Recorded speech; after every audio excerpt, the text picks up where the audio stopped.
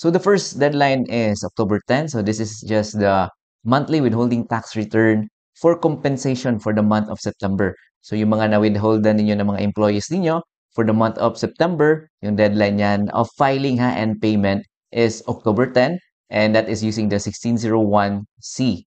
And next natin na deadline is October 25.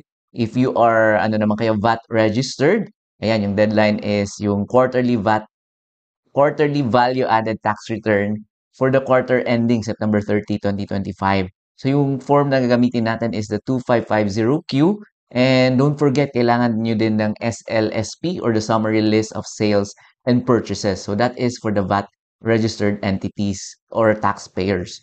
So next natin sa mga non-VAT naman, yung deadline is October 25, and that is yung quarterly percentage tax return natin for the quarter ending ulit the September 30, 2025. So yung coverage niyan is July, August, and September. So yung tatlong buwan na sales natin multiplied by 3%, ayan yung ating quarterly percentage tax due.